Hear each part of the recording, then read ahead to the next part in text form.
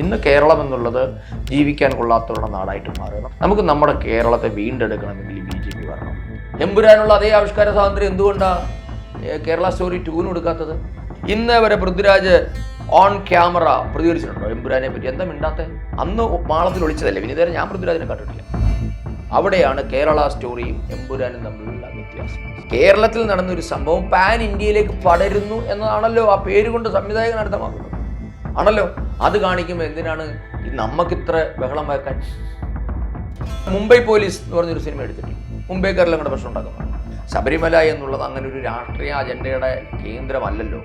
അങ്ങനെയുണ്ട് BJPക്ക് മാത്രം സമരം നയിച്ചാൽ മതി. അപ്പോൾ ശ്രീധരൻപിള്ള ഈ ഗോൾഡൻ ഓപ്പർച്യൂണിറ്റി എന്നൊരു വാക്ക് അല്ല, അതിനകത്ത് എന്താണ് തെറ്റ്? വയനാട് പിണറായി വിജയൻ സർക്കാരിന് ഗോൾഡൻ ഓപ്പർച്യൂണിറ്റി അല്ലേ? ഇപ്പോൾ ശബരിമല പോലുള്ള ഒരു ഒരു പരിപാവനമായ ഒരു സ്ഥലത്തിനെ അങ്ങനെ ഒരു നശിപ്പിച്ചാൽ എന്താണ് സർക്കാരിന് കിട്ടുക? കമ്മ്യൂണിസ്റ്റ് പാർട്ടിക്ക് ഈശ്വരനോടോ ക്ഷേത്രങ്ങളോടോ വിശ്വാസങ്ങളോടോ ഉണ്ടായിരുന്നു. നമ്മൾ എന്തൊക്കെയാണോ ഇന്ത്യൻ സൊസൈറ്റി റെസ്പെക്റ്റബിളായി കാണുന്നത് അതിനെയൊക്കെ തകർക്കുക എന്നുള്ളത് ഇവരുടെ അജണ്ടയാണ്. ഇപ്പോൾ അമേരിക്കൻ പ്രസിഡന്റ് ഡൊണാൾഡ് ട്രംപ് റഷ്യക്കെതിരെ പറഞ്ഞാൽ നിങ്ങൾ ആരോടൊപ്പം? നിങ്ങൾ റഷ്യയോടൊപ്പം. ഡൊണാൾഡ് ട്രംപ് ഇറാനെതിരെ പറഞ്ഞു, നിങ്ങൾ ആരോടൊപ്പമാണ്? ഇറാനൊപ്പമാണ്. ഡൊണാൾഡ് ട്രംപ് സൗദിക്കെതിരെ പറഞ്ഞു, നിങ്ങൾ ആരോടൊപ്പമാണ്? സൗദിക്ക് ഒപ്പം. ഡൊണാൾഡ് ട്രംപ് ഇന്ത്യക്കെതിരെ പറഞ്ഞു, നിങ്ങൾ ആരോടൊപ്പമാണ്? ഞങ്ങൾ ട്രംപിനൊപ്പം. എന്തൊരു ലോജിക്കാണ് നിങ്ങളുടേത്? ഇവരുടെയൊക്കെ അച്ഛൻ ആരാണ് എന്നാണ് പച്ച മലയാളത്തിൽ ചോദിക്കേണ്ടത് സത്യത്തിൽ.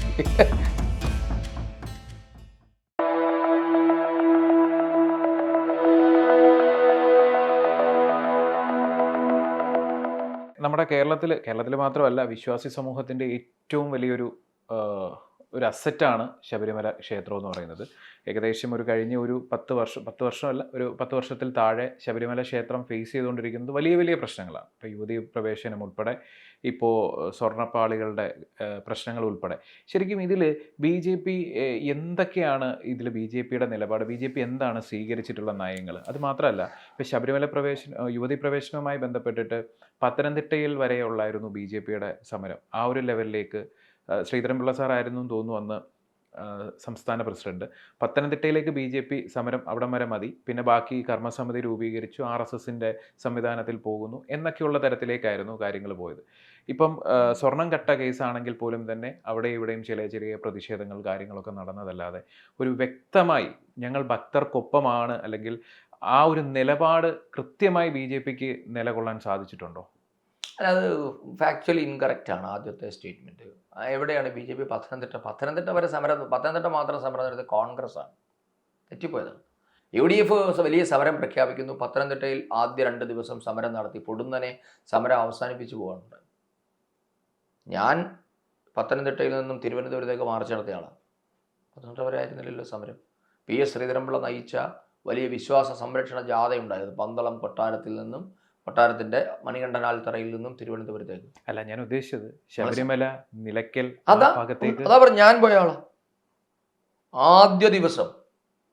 അതായത് ഈ രാഹുൽ നമ്മുടെ തന്ത്രി കുടുംബത്തിലെ ആ അമ്മയെ അറസ്റ്റ് ചെയ്യുമ്പോൾ ഞാൻ അവിടെ ഉണ്ട്, ഞാൻ ദൃക്സാക്ഷിയാണ്. ഞങ്ങൾ സമരത്തിലുണ്ടായിരുന്നു. ഈ ഗോൾഡൻ ഓപ്പർച്യൂണിറ്റി ഈ എന്താ പറയുന്നത്, K സുരേന്ദ്രനെതിരെയും വത്സൻ തില്ലങ്കേതിരെതിരെയുള്ള കേസ് എന്താണ് തനിനാനത്ത് പോയി സമരം ചെയ്തതല്ലേ? അല്ല, BJPയുടെ ഒഫീഷ്യൽ അല്ലേ? BJPയുടെ സംസ്ഥാന ജനറൽ സെക്രട്ടറി ആയിരുന്നു K സുരേന്ദ്രൻ. അല്ല, BJPയുടെ ഒഫീഷ്യൽ തന്നെയാണ്. അതായത് BJPയുടെ ഔദ്യോഗിക നേതൃത്വത്തിന്റെ അറിവോടുകൂടിയായിരുന്നു സുരേന്ദ്രൻ എന്ന് അവിടെ ചെന്നത്. തീർച്ചയായിട്ടും ആണ്, അല്ലാതെ പോകാൻ പറ്റില്ലല്ലോ. BJP അല്ലേ ശബരിമല കർമ്മസമിതി എന്ന് പറയുന്നത് നമ്മൾ വലിയൊരു സംഘടന ഉണ്ടാക്കി, എല്ലാവരും ചേർന്നു. BJP മാത്രം രാഷ്ട്രീയമായി ഒരു രാഷ്ട്രീയ പാർട്ടി എന്ന നിലയിൽ മാത്രം പോകേണ്ടതില്ല എന്ന് തീരുമാനിച്ച് ശബരിമല കർമ്മസമിതികൾ എല്ലാവരെയും ഉൾപ്പെടുത്തിക്കൊണ്ടുള്ള സമരമായിരുന്നു BJPയുടെ സമരം. നമ്മളെ സംബന്ധിച്ചിടത്തോളം ശബരിമല എന്നുള്ളത് അങ്ങനെ ഒരു രാഷ്ട്രീയ അജണ്ടയുടെ കേന്ദ്രമല്ലല്ലോ. അങ്ങനെയുണ്ട് BJPക്ക് മാത്രം സമരം നയിച്ചാൽ മതി. അപ്പോൾ ശ്രീധരൻപിള്ള ഈ ഗോൾഡൻ ഓപ്പർച്യൂണിറ്റി എന്നൊരു വാക്ക്, അല്ല, അതിനകത്ത് എന്താണ് തെറ്റ്? സുവർണാവസരം എന്ന് പറയുമ്പോൾ അതല്ലേ ഒരു സാഹചര്യത്തെ ചൂഷണം? അല്ല, ഞാൻ ചോദിക്കുന്നത്, ഈ വയനാട് പിണറായി വിജയൻ സർക്കാരിന് ഗോൾഡൻ ഓപ്പർച്യൂണിറ്റി അല്ലായിരുന്നു? രാഷ്ട്രീയത്തിലെ അവസരങ്ങളെ പറ്റി സ്വന്തം കേഡേഴ്സിനോടാണ് അദ്ദേഹം സംസാരിച്ചത്. അതുകൊണ്ട് നിങ്ങളിതെല്ലാം ഈ അവസരം മുതലാക്കി നാട്ടിലിറങ്ങി കലാപം നടത്താൻ അദ്ദേഹം ആഹ്വാനം ചെയ്തു. അദ്ദേഹം എന്താ പറഞ്ഞത്? ഇത് നമുക്കൊരു അവസരമാണ്. അതായത് സർക്കാരിനെതിരെ സമരം ചെയ്യാൻ കിട്ടുന്നത് എന്തും അവസരമാണെന്നേ. അതിനകത്ത് എന്താ തെറ്റ്? നിങ്ങൾ നാട്ടിൽ കലാപം ഉണ്ടായപ്പോൾ അത് സുവർണാവസരമാണെന്ന് പറഞ്ഞില്ല. നാട്ടിൽ ഭക്ഷണക്ഷാമം ഉണ്ടായപ്പോൾ സുവർണാവസരമാണെന്ന് പറഞ്ഞില്ല. നാട്ടിൽ വർഗീയ കലാപം ഉണ്ടായപ്പോൾ സുവർണാവസരമാണെന്ന് പറഞ്ഞില്ല, നാട്ടിൽ പ്രളയം ഉണ്ടായപ്പോൾ സുവർണാവസരമാണെന്ന് പറഞ്ഞില്ല. ഇതൊരു പൊളിറ്റിക്കൽ സാധനമായിട്ട് വരുന്നു. സർക്കാരിനെതിരെ, ഭരിക്കുന്ന സർക്കാരിൻ്റെ പൊളിറ്റിക്കൽ സ്റ്റാൻഡാണ് ശബരിമലയെ കലാപകലുഷിതമാക്കിയത്, അല്ലേ? ആണോ അല്ലയോ? പിണറായി വിജയന്റെ ഇടതുപക്ഷത്തിന്റെ പൊളിറ്റിക്കൽ സ്റ്റാൻഡായിരുന്നു. അത് ആർക്ക് വേണ്ടിയായിരുന്നു എന്ന് തോന്നുന്നുണ്ടോ? അല്ല, ഞാൻ പറഞ്ഞത് ആർക്ക് വേണ്ടിയിട്ടായിരുന്നു? ശബരിമല തകർക്കാൻ വേണ്ടിയിട്ടായിരുന്നു. അല്ലെ പിന്നെ എന്തിനാണ് ഇപ്പൊ യൂട്ടേൺ അടിക്കുന്നത്? അല്ല, എന്താണ് അപ്പം സർക്കാരിന് ഇപ്പൊ ശബരിമല പോലുള്ള ഒരു പരിപാവനമായ ഒരു സ്ഥലത്തിനെ അങ്ങനെ ഒരു നശിപ്പിച്ചാൽ എന്താണ് സർക്കാരിന് കിട്ടുക? ഇപ്പൊ കമ്മ്യൂണിസ്റ്റ് പാർട്ടിയുടെ ഐഡിയോളജിയുമായി ബന്ധപ്പെട്ടതല്ലേ? കമ്മ്യൂണിസ്റ്റ് പാർട്ടിക്ക് ഈശ്വരനോടോ ക്ഷേത്രങ്ങളോടോ വിശ്വാസങ്ങളോടോ ഉണ്ടായിരുന്നു? ഈ ഭാരതത്തിന്റെ, ഞാൻ ചോദിക്കട്ടെ, എന്തിനാണ് DMK നേതാവ് പറഞ്ഞത് സനാതനധർമ്മം മലേറിയയാണെന്ന്, കൊതുക് പകർച്ചവ്യാധിയാണെന്ന് പറഞ്ഞ എന്തിനാ? ഇതൊക്കെ ഇവരുടെ ആറ്റിറ്റ്യൂഡാണെന്നേ. അയാളെ പോയി കെട്ടിപ്പിടിച്ചാരാ? പിണറായി വിജയനല്ലേ? സ്റ്റാലിനെ കേരളത്തിൽ കൊണ്ടുവന്ന് ആനയിച്ച് നടന്ന ആരാ? പിണറായി വിജയനാ. അപ്പൊ ഇവരുടെയൊക്കെ ലൈനാണ് സനാതനധർമ്മത്തെ ഈ സംസ്കാരത്തെ നശിപ്പിക്കുക എന്നുള്ളത്. കമ്മ്യൂണിസ്റ്റ് പാർട്ടി എന്നുള്ളത് ഞാൻ മുമ്പ് പറഞ്ഞില്ല, കമ്മ്യൂണിസ്റ്റ് പാർട്ടി എന്നുള്ള വാക്ക് തന്നെ എന്താണ്? കമ്മ്യൂണാണ്. അവർ കുടുംബം എന്നുള്ള എസ്റ്റാബ്ലിഷ്മെന്റിൽ അവർ വിശ്വസിക്കുന്നില്ല.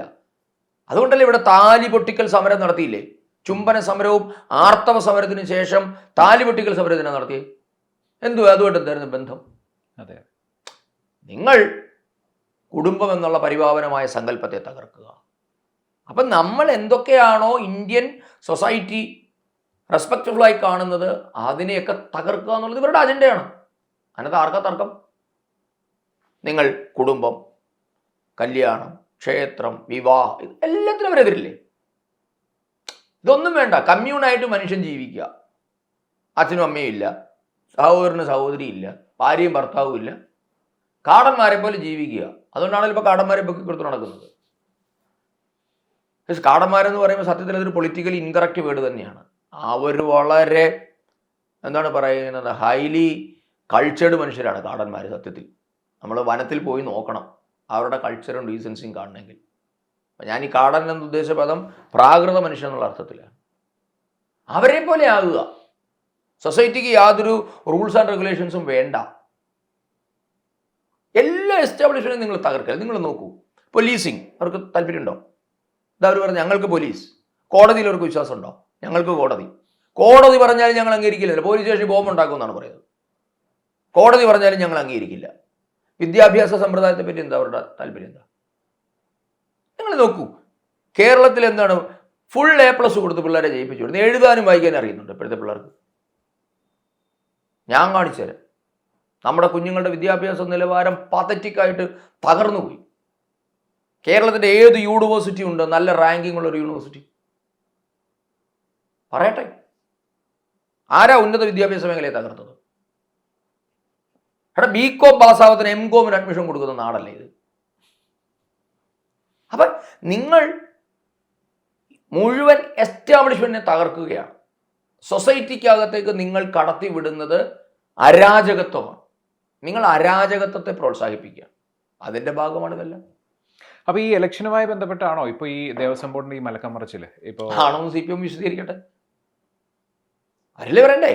എന്തായിരുന്നു പറഞ്ഞത്? 10 വോട്ടിന് വേണ്ടി നിലപാട് മാറ്റുന്നവരല്ല എന്നല്ലേ സഖാക്കന്മാർ നാട് നീളെ പറഞ്ഞിട്ട്. ഇപ്പൊ 10 അല്ല 11 വോട്ടിന് വേണ്ടിയിട്ടാണെന്ന് തോന്നുന്നു. അത് കറക്റ്റ് ആയിരിക്കും. 10 വോട്ടല്ല, ഇപ്പൊ 11 വോട്ട് കിട്ടാനാണെന്ന് തോന്നുന്നു. ഉളുപ്പുണ്ടോ എന്ന് ചോദിക്കുന്നില്ല നമ്മൾ. എന്തൊക്കെയായിരുന്നു ഇവിടെ മൈക്ക് കെട്ടി പറഞ്ഞത്? സ്വരാജിന്റെ ഒക്കെ പഴയ പ്രസംഗങ്ങൾ എടുത്ത് കേട്ട് നോക്കണം. ഉളുപ്പിന് പോലും ഉളുപ്പ് തോന്നും. അമ്മാതിരി ഡയലോഗല്ലേ ഇവന്മാർ അടിച്ചുകൊണ്ടിരുന്നത്. 10 വോട്ടിന് വേണ്ടി ഞങ്ങൾ നിലപാട് മാറ്റില്ല, അയ്യപ്പൻ്റെ കല്യാണം കഴിച്ചു വിട്ടു, എന്തൊക്കെയായിരുന്നു ഡയലോഗ്. എന്നിട്ട് ഇപ്പം നാട് നീളെ നടന്ന് മാപ്പും പറഞ്ഞ് കണ്ടല്ലേ. ഇൻഹരിയർ നഗರದ ജഗദീഷോട് പറഞ്ഞ് എന്നിട്ട് അവനും വീണു, വഴിയെ കൂടെ വീണവരും പോയി വയറ്റിൽ കത്തിയും കുത്തി കയറിയപ്പോൾ സമാധാനമായല്ലോ എന്ന് പറഞ്ഞ ലൈനിലായില്ലേ CPM ഇപ്പം, അല്ലേ? എന്നിട്ട് ജഗദീഷ് ഞാനിങ്ങനെ ആരും മുട്ടാറില്ല, ഞാൻ അവർ പറഞ്ഞപ്പോൾ മുട്ടി എന്ന് പറഞ്ഞ് പറവൂർ ഭരതനെ ഇടിച്ച് വീഴ്ത്തുന്നൊരു സീനുണ്ട്. അത് കണ്ടാൽ മതി. ഇപ്പോഴത്തെ CPMൻ്റെ അവസ്ഥ അതാ. അവരും വീണു, വഴിയെ കൂടെ പോയവരും വീഴ്ത്തി വയറ്റിൽ കുപ്പിച്ചിലും കയറി എന്ന് പറഞ്ഞ അവസ്ഥയിലായില്ലേ? ഒരു ഇലക്ഷനുള്ള ഒരു സ്റ്റണ്ടിന്റെ ഒരു മുന്നോടി അത്രേ ഉള്ളൂന്നേ. ഇവർക്ക് എവിടെ നിലപാടുണ്ടായിട്ടുള്ളൂ? സത്യത്തിൽ പറഞ്ഞാൽ എന്താ പറയുക, ഇന്നത്തെ ഒരു ദിവസം മുഴുവൻ പറയാനുണ്ട്. നമ്മുടെ ഇന്റർവ്യൂ നീണ്ടു, അതുകൊണ്ട് ഞാൻ നമ്മുടെ കട്ട് ഷോട്ട് ചെയ്യാം. നമ്മുടെ ഇപ്പൊ ആലപ്പുഴയിലേക്ക് വന്നു, BJPയുടെ ജില്ലാ പ്രസിഡന്റായിട്ട് എത്തിയിരിക്കുന്നു. ശരിക്കും ആലപ്പുഴ എന്ന് പറഞ്ഞു കഴിഞ്ഞാൽ ശരിക്കും പറഞ്ഞാൽ ഒരു കമ്മ്യൂണിസ്റ്റ് ഭൂമി, ഒരു കമ്മ്യൂണിസ്റ്റിന് ഗ്രിപ്പുള്ള ഒരു ഭൂമിയാണ്. ഇപ്പോൾ ഈ പുന്നപ്ര വയലാർ പോലെയുള്ള കാര്യങ്ങളൊക്കെ ഉള്ള ഒരു കമ്മ്യൂണിസ്റ്റിന് ഗ്രിപ്പുള്ള ഒരു ഭൂമിയാണ്. ഇവിടെ ഇത്തരത്തിലുള്ള ഒരു ചാർജ് പാർട്ടി ഏൽപ്പിക്കുന്ന ഒരു സമയത്ത് എന്തൊക്കെയായിരുന്നു ഒരു ചലഞ്ചസ് എന്ന് പറയുന്നത്? നമുക്ക് BJPയുടെ പ്രവർത്തനം ഇവിടെ വളർത്താൻ പറ്റുമോ? ഈ ഒരു കമ്മ്യൂണിസ്റ്റ് ഭൂമിയിൽ നമുക്ക് എന്തൊക്കെ ചെയ്യാൻ പറ്റും? അങ്ങനെയൊക്കെയുള്ള എന്തൊക്കെ ചലഞ്ചസ് ആയിരുന്നു ഉണ്ടായിരുന്നത്? കമ്മ്യൂണിസ്റ്റ് ഭൂമി എന്നുള്ളത് അവരുടെ അവകാശവാദമല്ലേ? എന്ത് കമ്മ്യൂണിസ്റ്റ് ഭൂമി? നല്ല ധർമ്മടത്തെ പരിപാടി ഉണ്ടായിരുന്നു, രാജുവേട്ടൻ പങ്കെടുത്ത പരിപാടി, ഒരു അദാലത്ത് നടത്തിയായിരുന്നു BJP. 10,000 മനുഷ്യരാണ് വന്നത്. ഒരു കമ്മ്യൂണിസ്റ്റ് ഭൂമിയില്ല. ധർമ്മടം പഞ്ചായത്തിൽ BJPക്ക് വൻ മുന്നേറ്റമുണ്ട്. പിണറായിയുടെ മണ്ഡലം, പിണറായി പഞ്ചായത്തിൽ, ധർമ്മടം മണ്ഡലത്തിലെ പിണറായി പഞ്ചായത്തിൽ BJPക്ക് വലിയ മുന്നേറ്റമാണ് ഉണ്ടായിട്ടുള്ളത്. ഒരു കഥയില്ല. ഇവിടുന്ന് കേരളത്തിൽ തന്നെ BJPക്കും സംഘപരിവാർ പ്രസ്ഥാനങ്ങൾക്ക് ഏറ്റവും വേരോട്ടമുള്ള ഒരു പ്രദേശമാണ് ഈ സെൻട്രൽ ട്രാവൻകൂർ എന്ന് പറയുന്നത്. ഇവിടുന്ന് അങ്ങനെയൊന്നുമില്ല. നമുക്ക് ഇലക്ട്രൽ പൊളിറ്റിക്സിൽ വരുമ്പോൾ അത് പ്രതിഫലിക്കുന്നില്ല എന്നുള്ളതൊരു യാഥാർത്ഥ്യമാണ്. നമ്മുടെ കമ്മ്യൂണിസ്റ്റ് ഭൂമിയിൽ നിന്നും പറഞ്ഞിട്ടൊന്നും ആർക്കും രക്ഷപ്പെടാനൊന്നും പറ്റില്ല. ഓക്കെ. അപ്പോൾ അതുപോലെ നമ്മൾ ഈ സിനിമയും ആവിഷ്കാര സ്വാതന്ത്ര്യവും ഒരു വലിയൊരു ചർച്ചയാണ് കഴിഞ്ഞ കുറച്ച് നാളുകളായിട്ട്. അതായത് സെൻസർ ബോർഡ് ഭയങ്കരമായിട്ട് പല കാര്യങ്ങളിലും ഇടപെടുന്നു. കേരള സ്റ്റോറി എന്ന സിനിമ 1-ാം ഭാഗം ഇറങ്ങുന്നു, 2-ാം ഭാഗം ഇറങ്ങുന്നു, അതിൻ്റെ പ്രതിഷേധങ്ങൾ, ബീഫ് ഫെസ്റ്റ് നടത്തുന്നു എന്ന് വേണ്ട. രണ്ട് കൂട്ടരും രണ്ട് ചേരിയിൽ നിന്ന് സിനിമയും ആവിഷ്കാര സ്വാതന്ത്ര്യത്തെയും കുറിച്ച് സംസാരിക്കുകയാണ്. അപ്പോൾ അതിലെന്താണ് പറയാനുള്ളത്? അതായത് അതിലൊരു കാര്യം ഞാൻ പറയുന്നത്, ഇപ്പം എമ്പുരാൻ സിനിമ ഇറങ്ങിയ സമയത്ത് ഒരു ചെറിയ തോതിൽ ചർച്ചയായൊരു വിഷയമാണ്. അതിനുശേഷം സുരേഷ് ഗോപിയുടെ Janaki versus state of Kerala എന്ന സിനിമ ഇറങ്ങുന്ന സമയത്ത് ജാനകി എന്ന് പറയുന്നത് സീതാദേവിയുടെ പേരായതുകൊണ്ട് ഇത്തരത്തിൽ ആ ഒരു സിനിമയിൽ നായികയ്ക്ക് ആ പേര് ഉപയോഗിക്കാൻ പാടില്ല എന്നൊരു സ്റ്റേറ്റ്മെൻറ്റ്. പക്ഷേ അതിൽ എനിക്ക് എൻ്റെ ഓർമ്മ ശരിയാണെങ്കിൽ സെൻസർ ബോർഡ് അങ്ങനെ ഒഫീഷ്യലി പറഞ്ഞതായിട്ട് എനിക്കറിയില്ല. ബട്ട് അതിൻ്റെ പേരിലുള്ള വിവാദം അതായിരുന്നു. അതിനുശേഷം എന്താ ഈ കേരള സ്റ്റോറി ഇറങ്ങുന്നു. കേരള സ്റ്റോറിയിൽ ബീഫ്, അതായത് നിർബന്ധിച്ച് കഴിപ്പിക്കുന്നു എന്ന് പറഞ്ഞിട്ട്, അത് നോർത്ത് ഇന്ത്യയിൽ ഏതോ ഒരു സ്റ്റേറ്റിൽ നടന്നതായിരുന്നു എന്നാണ് ആ സിനിമയുടെ അണിയറ പ്രവർത്തകർ അവകാശപ്പെടുന്നത്. അപ്പം ഈ സിനിമയും ആവിഷ്കാര സ്വാതന്ത്ര്യവും എന്ന് പറയുന്നത് ഇപ്പോൾ രണ്ട് തട്ടിലാണോ? അതായത് ഒരു കൂട്ടർക്ക് ഒരു രീതി, മറ്റൊരു കൂട്ടർക്ക് വേറൊരു രീതി, അങ്ങനെയാണോ? തീർച്ചയായിട്ടും ഇവിടെ ഒരു ഇരട്ടത്താപ്പ് നിലനിൽക്കുന്നില്ലേ?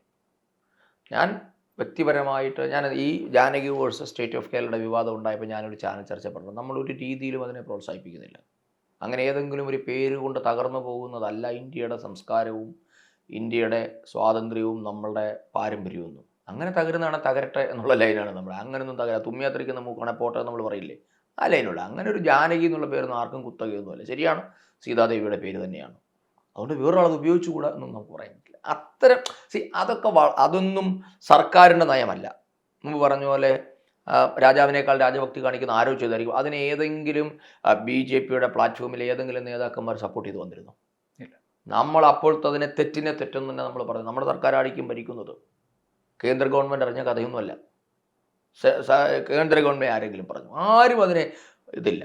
എമ്പുരാൻ വന്നപ്പോൾ എന്തായിരുന്നു ഈ വിഷയം? എമ്പുരാൻ്റെ വിഷയം ഡിഫറൻ്റാണ്. കാര്യം സിനിമ തുടങ്ങുമ്പോൾ എഴുതി കാണിക്കുന്ന ഒരു ഡിസ്ക്ലെയിമർ ഉണ്ട്. ഞാനത് അന്നും വളരെ കൃത്യമായി പറഞ്ഞിരുന്നു. എൻ്റെ ഒരു ഫേസ്ബുക്ക് പോസ്റ്റിൽ ഞാൻ പറഞ്ഞു, ഡിസ്ക്ലെയിമറിൽ എന്താ പറഞ്ഞിരിക്കുന്നത്? ഇതൊരു ഫിക്ഷനാണ്.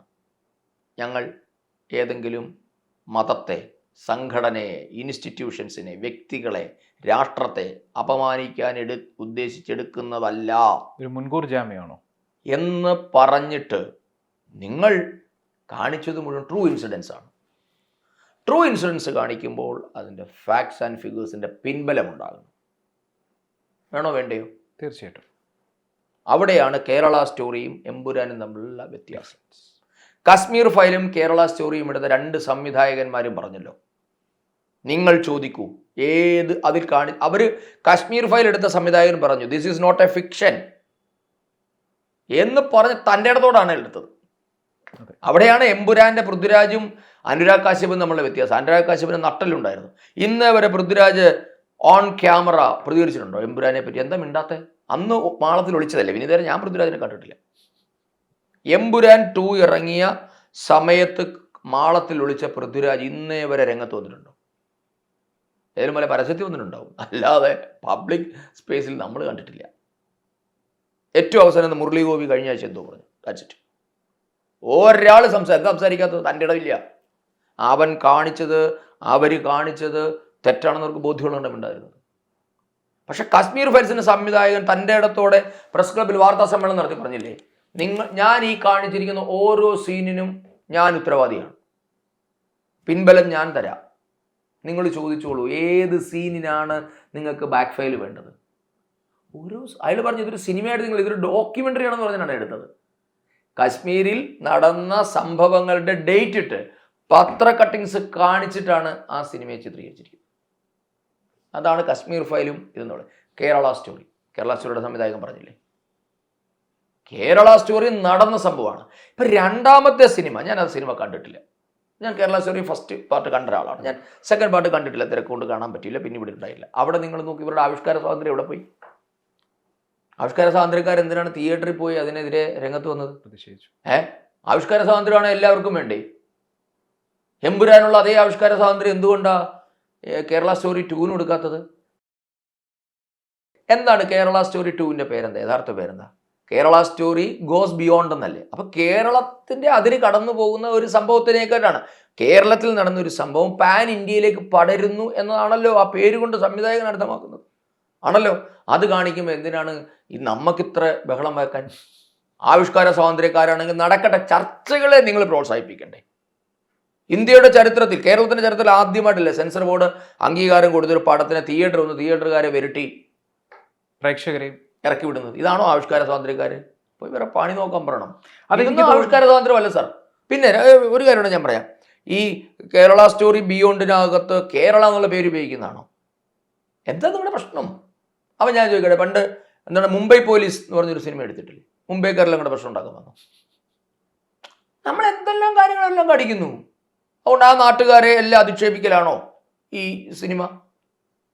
അങ്ങനെ മഹാരാഷ്ട്രക്കാരെല്ലാം കൂടെ മുംബൈ പോലീസിനകത്ത് വളരെ കൃത്യമാണ്, ഞാൻ വായിച്ചതാണത്.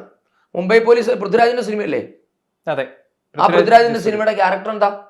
ഈസ് എ ഗേ. ആണോ? അപ്പൊ മുംബൈ പോലീസിലുള്ളവരെല്ലാം ഗേ ആണെന്ന് പറഞ്ഞ് മുംബൈ പോലീസ് കേസ് കൊടുത്തിരുന്നല്ലോ. സ്കോപ്പ് ഉണ്ടോ ഇല്ലയോ? തീർച്ചയായിട്ടും. മുംബൈ പോലീസിനെ അപമാനിച്ചു. രാജ്യത്തെ തന്നെ ഏറ്റവും പ്രബലമായ ഫോഴ്സാണ് മുംബൈ പോലീസ്. ആ മുംബൈ പോലീസിൽ ഒരു പോലീസ് ഓഫീസർ ഗേ ആണെന്ന് ചിത്രീകരിച്ചത് മുംബൈ പോലീസിനെ അപമാനിക്കലാണ് എന്ന് അവർക്ക് പറയാമായിരുന്നല്ലോ. അവർക്ക് വിവരമുള്ളതുകൊണ്ട് അത് പറഞ്ഞില്ല. അവർ രാഷ്ട്രീയ പൊറോട്ട നടത്തുന്നതിന് തയ്യാറല്ല. ഇവിടത്തെയോ ഒരു വോട്ട് ബാങ്ക് ലക്ഷ്യമാക്കിയിട്ടുള്ള ഒരു പ്രതികരണം. വേറെ എന്താ ഉള്ളത്? ഞാൻ ചോദിക്കുന്ന അതാണ്. ഇന്നലെ വരെ ഇതാ നോക്കൂ, നിങ്ങൾ ഇപ്പോൾ നടന്നുകൊണ്ടിരിക്കുന്ന വിഷയത്തിലേക്ക് വരൂ. ഇസ്രയേലും അമേരിക്കയും ഇറാനുമായി യുദ്ധത്തിൽ ഏർപ്പെടുന്നു. എന്താ മലയാളിയുടെ എന്ന് ഞാൻ പറയുന്നില്ല, ഈ സ്യൂഡോ സെക്യുലറുകളുടെ നിലപാടെന്ന്? ഇറാനൊപ്പം.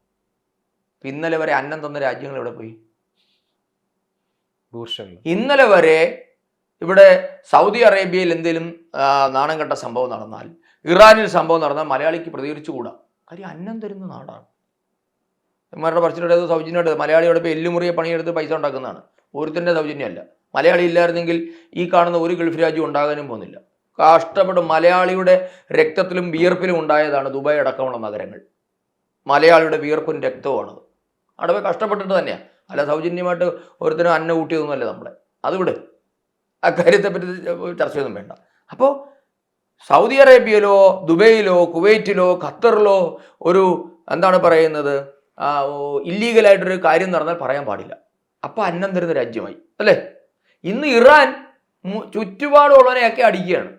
അല്ല, മറ്റേ വെട്ടം സിനിമയുടെ ക്ലൈമാക്സ് എനിക്ക് ഓർമ്മ വരും. അതായത് ജഗതി ശ്രീകുമാർ വെടിവെക്കുന്ന ഒരു സീനുണ്ട് അല്ലേ? ചുറ്റും അടിയാണ്. ഇറാൻ ആക്രമിക്കാത്ത ആരെയാ? കുവൈറ്റിനെ, സൗദിയെ, UAE, പിന്നെ ആരെയാ? ഖത്തറിനെ, മസ്കറ്റ്, ബഹറിനെ എല്ലാവരും അടിച്ചു. എന്താ UAEക്ക് ഐക്യദാർഢ്യം ആർക്കും പ്രഖ്യാപിക്കണ്ടേ? ചുമ്മാ നിന്നവരാണല്ലോ. ഇസ്രായേൽ ബോംബ് ചെയ്തെങ്കിൽ ഇസ്രായേലിനെതിരെ അടിച്ചാൽ സമ്മതിക്കാം.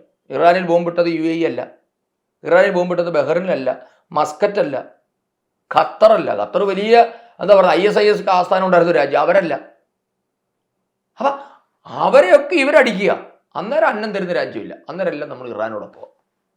എന്തൊരു ലോജിക്കാണ് ഇവരുടെ.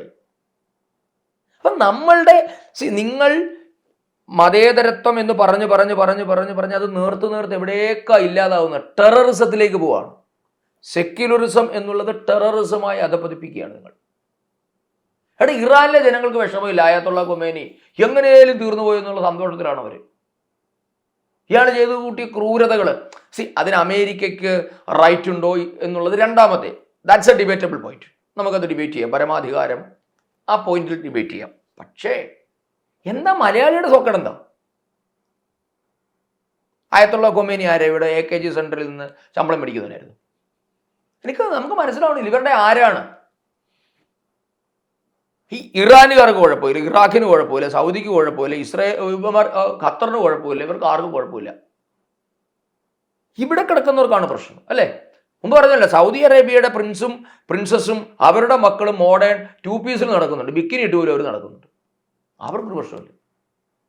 പക്ഷെ നമ്മളിവിടെ ഇതെന്ന് പറഞ്ഞാൽ ലൈനിലാണ് കാര്യങ്ങൾ. അവർക്കെന്തും ആകാം. ഇതൊക്കെ മലയാളി നമ്മളുടെ പൊതുബോധത്തെ എവിടെയോ കൊണ്ട് ചെന്നെത്തിക്കുകയാണ്. എവിടേക്കാണ് കൊണ്ടുപോകുന്നത് നമ്മൾ ഈ ജനതയെ? മലയാളി വലിയ സോക്കോൾഡ് പുരോഗമനവാദിയല്ലേ? സ്വതന്ത്ര ചിന്താഗതി നഷ്ടപ്പെട്ടോ? ചോദിക്കണ്ടേ? ഈ കമ്മ്യൂണിസ്റ്റ് പാർട്ടിയുടെയും കോൺഗ്രസിൻ്റെയും നയങ്ങളെ പറ്റി ചോദിക്കുമ്പോൾ പണ്ട് ഒരു ചാനൽ അവതാരക പറഞ്ഞതുപോലെയാണ്, നമ്മൾ എന്തെങ്കിലും സത്യം പറഞ്ഞാൽ അത് BJPക്ക് അനുകൂലമാകുമെന്ന് വെച്ചാൽ ഞങ്ങൾ മിണ്ടാതിരിക്കുകയാണെന്ന് പറഞ്ഞല്ല ഇല്ലാണ്. ഇപ്പൊ സത്യം പറഞ്ഞാൽ BJP ആവും. ഇത് ഞാൻ ചോദിക്കുന്നത്, ഇതിനകത്ത് എന്താണ് നിങ്ങളുടെ ലോജിക്ക് പറഞ്ഞു തരൂ. ശരി, പരമാധികാര രാഷ്ട്രത്തിന് നേരെയുള്ള കടന്നുകയറ്റമാണ് നിങ്ങളുടെ പ്രശ്നമെങ്കിൽ അത് ഡിബേറ്റ് ചെയ്യും. എന്തിനാണ് മതത്തെ കൊണ്ട്? അതെ അതെ, അങ്ങനെ ഉണ്ടെങ്കിൽ ഇറാൻ കാണിച്ചതും പരമാധികാര രാഷ്ട്രത്തിലുള്ള കടന്നുകയറ്റങ്ങളായിരുന്നില്ലേ? വ്യക്തി സ്വാതന്ത്ര്യം ഇറാൻ അനുവദിച്ചു കൊടുത്തിട്ടുണ്ടോ? ഇറാനിൽ നടന്ന മുഴുവൻ പൗരാവകാശങ്ങളെയും അടിച്ചമർത്തിയില്ലേ?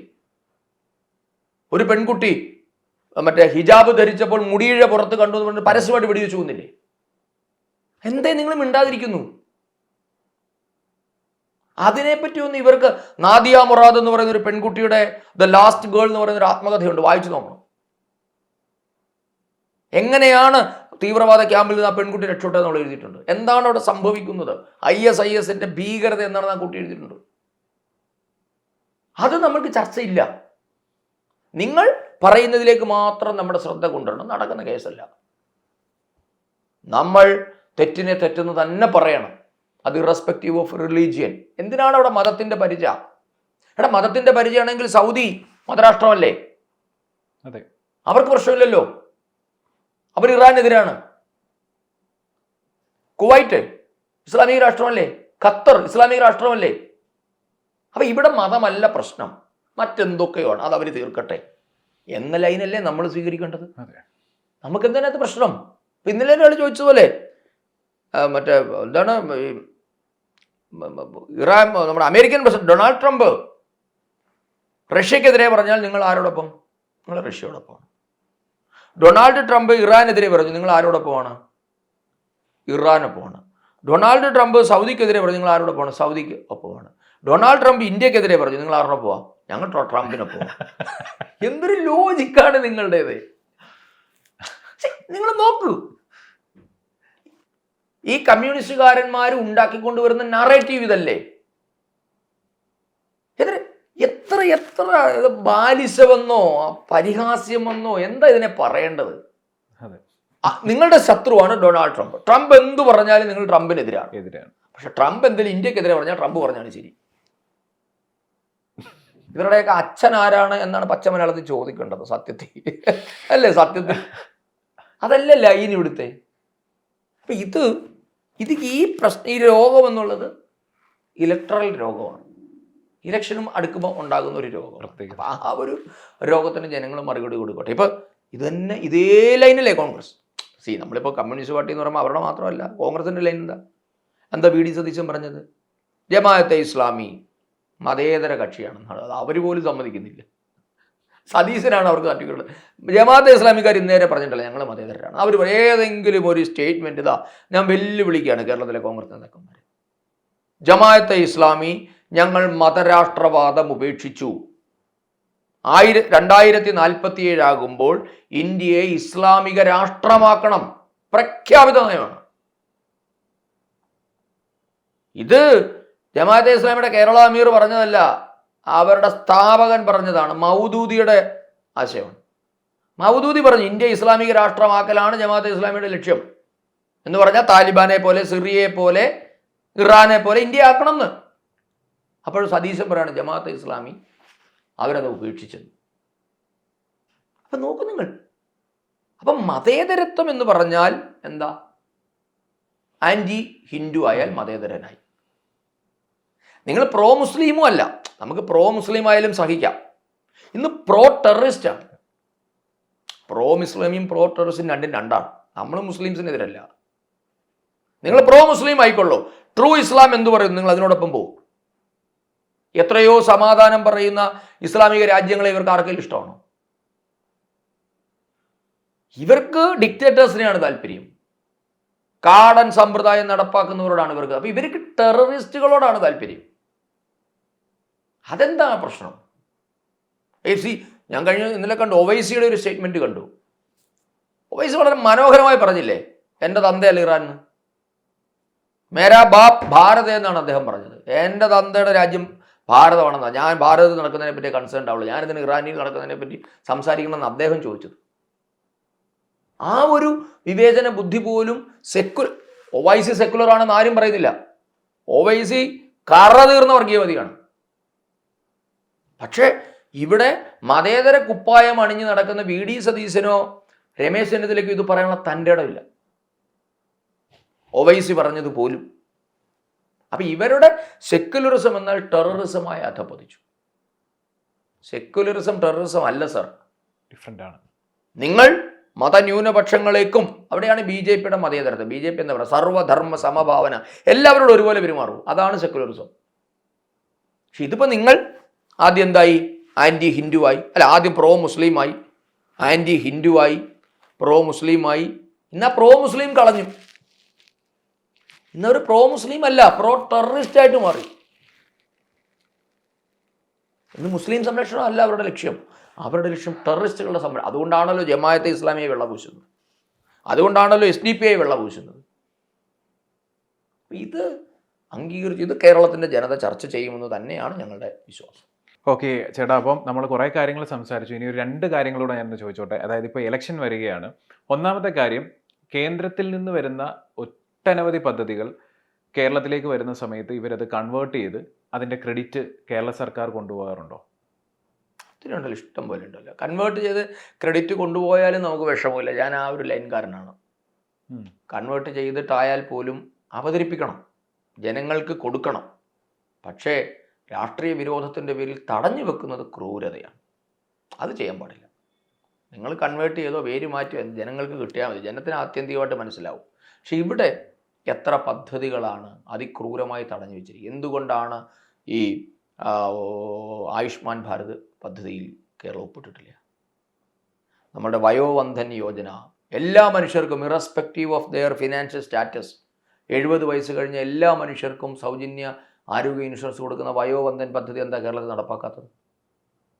നിങ്ങൾ പേര് മാറ്റി ഇട്ടോ, വയോ പിണറായി എന്നോ എന്തെങ്കിലും ഇട്ടോ, നമുക്ക് വയോവന്ധൻ വേണ്ട, പിണറായി വന്ധൻ ഇട്ടോ, ഒരു പ്രശ്നവുമില്ല.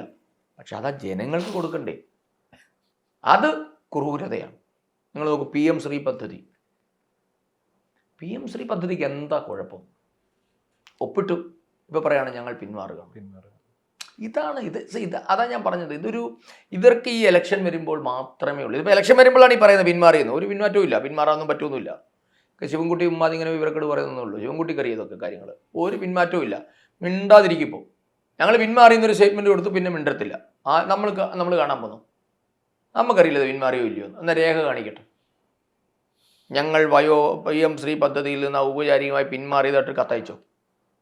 ശിവൻകുട്ടി ചാനലിൻ്റെ മുന്നിൽ പറഞ്ഞു ഞങ്ങൾ പിന്മാറി. മിണ്ടത്തില്ല. ഇനി നിങ്ങൾ നോക്കൂ, മനോഹരമായത് കേരളത്തിൽ നടപ്പാവും. എത്രത്തിൽ കേരളത്തിൽ നടപ്പായി കഴിഞ്ഞു. സെൻട്രൽ സ്കൂളുകളിലെല്ലാം PM ശ്രീ പദ്ധതിയാണ് നടപ്പാക്കിയത്. സാർ, എവ്രി ഇയർ നിങ്ങൾക്ക് കോടിക്കണക്കിന് രൂപ കിട്ടുകയാണ് ഒരു സ്കൂളിന്.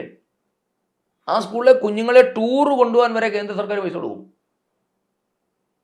ആ സ്കൂളിൻ്റെ ടോയ്ലറ്റ് ശരിയാക്കാൻ, ആ സ്കൂളിൻ്റെ ഇരിപ്പിടങ്ങൾ ശരിയാക്കാൻ, കമ്പ്യൂട്ടർ ലാബിന്, അധ്യാപകരുടെ മുറിക്ക് എക്സ്കർഷന് കൊണ്ടുപോകാൻ, അവരുടെ കലോത്സവം നടക്കാൻ എല്ലാത്തിനും പൈസ കൊടുക്കുന്നു. അപ്പോൾ PM ശ്രീ അടക്കമുള്ള ഈ PM ശ്രീ പദ്ധതി ഇപ്പോൾ നമ്മുടെ രാജ്യത്ത്, നമ്മുടെ കേരളത്തിൽ തന്നെ വിവിധ സ്കൂളുകൾ നടപ്പായിട്ടുണ്ട്. PM ശ്രീ നടപ്പാകാതിരിക്കുന്നൊന്നുമില്ല, അതൊക്കെ ചുമ്മാ തട്ടിപ്പ് പറയാനാണ്. PM ശ്രീയൊക്കെ നമ്മുടെ നാട്ടിൽ നടപ്പായിട്ടുണ്ട്. പല സ്കൂളുകളിലും PM ശ്രീ പദ്ധതി നടപ്പായിട്ടുമുണ്ട്. അപ്പോൾ ഇതൊക്കെ ഇലക്ഷൻ തട്ടിപ്പ് എന്നതിനപ്പുറത്തേക്ക് വലിയ കാര്യമൊന്നുമില്ല. അപ്പോൾ ചേട്ടാ, നമ്മൾ കുറേ കാര്യങ്ങൾ സംസാരിച്ചു. ഇനി ഫൈനലി ഇലക്ഷൻ വരുന്നു. ഇലക്ഷൻ ഡേറ്റ് ഒഫീഷ്യലി ഡിക്ലെയർ ആയിട്ടില്ല. BJPയുടെ കേരളത്തിലെ ഇലക്ഷൻ പ്രചരണങ്ങളും BJP ഓൾമോസ്റ്റ് ഒരു എത്ര സീറ്റുകളിലേക്ക് എത്തും എന്നാണ് സന്ദീപേട്ടൻ്റെ ഒരു കാൽക്കുലേഷൻ? സന്ദീപേട്ടൻ്റെ എന്നല്ല, നമ്മുടെ BJP-യുടെ നേതൃത്വത്തിൻ്റെ കാൽക്കുലേഷൻ. അല്ല, അങ്ങനെ ഇപ്പോൾ നമ്മളൊരു സീറ്റിൻ്റെ എണ്ണം എന്നതിനേക്കാൾ ഉപരി ഇത് കേരളത്തിലെ BJP-യുടെ ഏറ്റവും മികച്ച പെർഫോമൻസ് ആയിട്ട് ഇത്തവണ നമ്മുടെ പ്രധാനമന്ത്രി അടക്കം പറഞ്ഞിട്ടില്ലേ, കേരളം BJP ഭരിക്കും എന്നാണ് പറഞ്ഞിട്ടുള്ളത്. ഇത്തവണ BJP മത്സരിക്കുന്നത് ഭരിക്കാൻ വേണ്ടിയിട്ടാണ്. അപ്പോൾ നമ്മൾ എന്താ പറയുന്നത്, BJP എന്നുള്ളത് എത്ര വോട്ട് കിട്ടാൻ എത്ര വോട്ട് കിട്ടും എന്നറിയാൻ നിൽക്കുന്ന ഒരു പാർട്ടി എന്ന ലേബലൊക്കെ മാറി. ഇന്ന് നമ്മൾ ജയിക്കുന്ന പാർട്ടിയാണ്. അപ്പോൾ ഇത്തവണ BJP-യുടെ ക്യാൻഡിഡേറ്റ്സ് മത്സരിക്കുന്നത് ജയിക്കാൻ വേണ്ടിയിട്ടാണ്. യാതൊരു സംശയവും ഞങ്ങൾക്കില്ല, ജനങ്ങൾക്കുമില്ല. കാരണം ജനങ്ങൾ രണ്ടുപേരെയും മടുത്തല്ലോ. 70 വർഷമായില്ലേ, 56 മുതൽ 2026 വരെയുള്ള 70 വർഷം രണ്ടുപേരും മാറി മാറി ഭരിച്ചില്ലേ. 70 വർഷം കൊണ്ട് ചെയ്യാൻ പറ്റാത്തത് ഇനി അടുത്ത 5 വർഷം കൊണ്ട് ചെയ്യുമെന്ന് പറഞ്ഞാൽ വിശ്വസിക്കാൻ പറ്റും?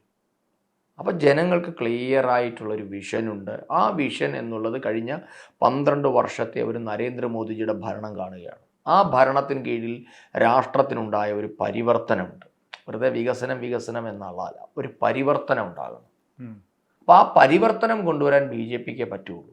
BJP വന്നാലേ കേരളത്തിലൊരു മാറ്റം ഉണ്ടാകുകയുള്ളൂ. അല്ലെങ്കിൽ കേരളത്തിന് വലിയൊരു, നമുക്ക് നമ്മുടെ കേരളത്തെ വീണ്ടെടുക്കണമെങ്കിൽ BJP വരണം. ഇന്ന് കേരളം എന്നുള്ളത് ജീവിക്കാൻ കൊള്ളാത്തവരുടെ നാടായിട്ട് മാറുക. നമ്മുടെ ചെറുപ്പക്കാർ ആരോട് നിങ്ങൾ ചോദിച്ചു, ഒരു 60% മുകളിലുള്ള ചെറുപ്പക്കാർ പറയുന്നത് അവർക്ക് എങ്ങനെയും കേരളം വിട്ടു പോയാൽ മതി എന്നാണ്. ഇത് വലിയൊരു അപകടമാണ് ലോങ് ടേമിൽ. അതുകൊണ്ട് നമ്മുടെ ചെറുപ്പക്കാർക്ക്, നമ്മുടെ കുഞ്ഞുങ്ങൾക്ക് നമ്മുടെ നാട്ടിൽ തന്നെ നിൽക്കാനുള്ളൊരു സാഹചര്യം ഒരുക്കി കേരളം ജീവിക്കാൻ കൊള്ളാവുന്ന നാടാക്കി മാറ്റാൻ BJP വന്നെങ്കിലേ പറ്റുള്ളൂ. അതിന് കേരളം സജ്ജമായി എന്ന് തന്നെയാണ് BJPയുടെ വിലയിരുത്തൽ. നമ്മുടെ പ്രധാനമന്ത്രിയും ആഭ്യന്തരമന്ത്രിയും ദേശീയ അധ്യക്ഷനും ഒക്കെ അത് തന്നെയാണ് പറഞ്ഞത്. ഇത്തവണ BJPക്ക് പാകമാണ് കേരളം. കേരളത്തിൽ BJP അത്ഭുതങ്ങൾ സൃഷ്ടിക്കും. നരേന്ദ്രമോദിയെ കണ്ടിട്ടുള്ള ആളാണ്, സംസാരിച്ചിട്ടുള്ള ആളാണ്, ഇടപെട്ടിട്ടുള്ള ആളാണ്. ഒറ്റ വാക്കിൽ മോദി എന്ന് പറഞ്ഞാൽ എങ്ങനെയായിരിക്കും പറയാൻ പറ്റുക? എന്താ നമ്മൾ പറയുന്നത്, അമേസിങ് എന്ന് നമ്മൾ പറയേണ്ട ഒരു അവതാര പുരുഷൻ എന്ന് ഞാൻ പറയുള്ളൂ. അതിനപ്പുറത്തേക്ക് അദ്ദേഹത്തെ നമുക്കൊന്നും വിശേഷിപ്പിക്കാൻ വാക്കുകളില്ല. രാഷ്ട്രത്തിന് വേണ്ടി ഓരോ കാലങ്ങളിൽ ഓരോരുത്തർ അവതരിക്കും. ധർമ്മ സംസ്ഥാപനാർത്ഥായ സംഭവാമി യുഗേ യുഗേ എന്നാണ് പറഞ്ഞിട്ടുള്ളത്. അത് ഈശ്വരൻ എന്നുള്ള ഒരു സങ്കല്പത്തിൽ നിങ്ങൾ ഏതോ അഭൗമമായ ലോകത്ത് നിന്ന് ഇറങ്ങി വരുന്ന ആൾ എന്ന അർത്ഥത്തിലല്ല. കലിയുഗത്തിൽ സംഘടനയാണ് ശക്തി, സംഘടനയാണ് ഈശ്വരൻ എന്നാണ് പറഞ്ഞിട്ടുള്ളത്. നാരായണ ഗുരുദേവൻ പറഞ്ഞ സംഘടിച്ച് ശക്തരാകാനാണ്. അപ്പോൾ ഈ കാലഘട്ടത്തിൽ അവതരിച്ച ഒരാളാണ് മോദിജി എങ്കിൽ മാത്രമേ ഇത്തരം കാര്യങ്ങൾ, കാരണം അതുകൊണ്ട് അദ്ദേഹം എന്തെങ്കിലും അമാനുഷികനാണ്, ദൈവിക പരിവേഷ എന്നർത്ഥത്തിലല്ല. അദ്ദേഹം ഇതിനു വേണ്ടി ഡെസിഗ്നേറ്റഡ് ആയിട്ടുള്ള ഒരാളാണ്. മോദിജി ഇല്ലായിരുന്നെങ്കിൽ എന്ന ഒരു ചോദ്യത്തിന് പൂരിപ്പിക്കുമ്പോഴാണ് അദ്ദേഹത്തിൻ്റെ വില നിങ്ങൾ മനസ്സിലാക്കുക. ഈ 2014 മോദി അധികാരത്തിൽ വന്നില്ലായിരുന്നു എങ്കിൽ എന്ന ക്വസ്റ്റ്യൻ മാർക്കിന് അപ്പുറത്തേക്ക് ചിന്തിച്ച് നോക്കണം. അപ്പോൾ മനസ്സിലാവും മോദി ആരാണ്. ഓക്കെ ചേട്ടാ, എന്തായാലും ഒരുപാട് സന്തോഷം. ഇത്രയും ഇലക്ഷൻ തിരക്കുകൾക്കൊക്കെ ഇടയിൽ നമുക്ക് ഇത്രയും ഒരു ടൈം സ്പെൻഡ് ചെയ്തതിൽ thank you. Thank you very much. Thank you.